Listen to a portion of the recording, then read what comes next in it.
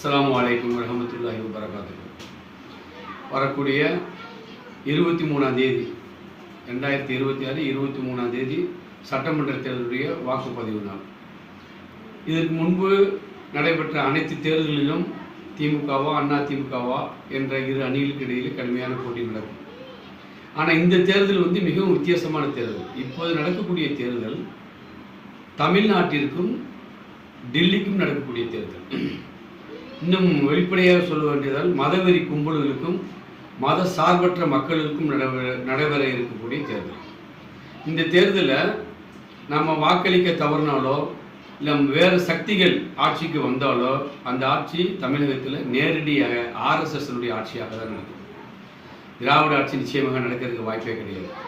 வடநாடுகளில் நடக்கக்கூடிய அநியாயங்கள் அக்கிரமங்கள் எல்லாம் நம்ம பார்த்துட்டு இருக்கோம். 2 நாளைக்கு முன்னாடி கூட 2 பேர் ஃப்ரெண்டு, ஒருத்தர் ஹிந்து, தன்னுடைய நண்பனை ஜெய் ஸ்ரீராம் சொல்ல மாட்டேன்னு சொன்ன காரணத்தினால அவர் தலையை வெட்டிட்டார். இந்த அளவுக்கு வடநாட்டில் மதவெறிகள் ஊறி போய் தெரியுது. அந்த மாதிரி தான் இல்லாமல் இதுவரைக்கும் தமிழகத்தில் நிம்மதியாக இருக்குது. அதில் குறிப்பாக சொல்ல வேண்டும் என்றால் இந்த முத்துவேல் கருணாநிதி ஸ்டாலின் அவர்களுடைய ஆட்சியில் மதவெறிக்கு வாய்ப்பு இல்லை.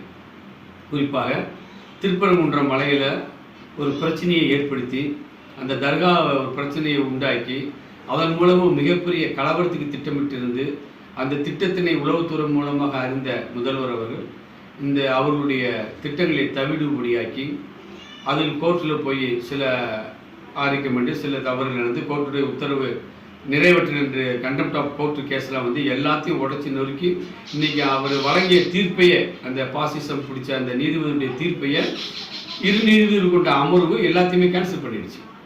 இந்த அளவுக்கு இந்த திருப்பரங்குன்றத்தை இப்போ ஒரு ஊராக நல்ல ஊராக வைத்திருப்பதற்கு காரணம் இந்த ஆட்சி தான், அதை மாற்றுக்கிறது கிடையாது. அதனால் இப்போ வரக்கூடிய இந்த ஆட்சியில் திமுக அவங்களே சொல்கிறாங்க 200 இடத்துல ஜெயிப்போம் கிடையாது. 234 இடங்கள் அவர்கள் ஜெயிக்க வேண்டும்.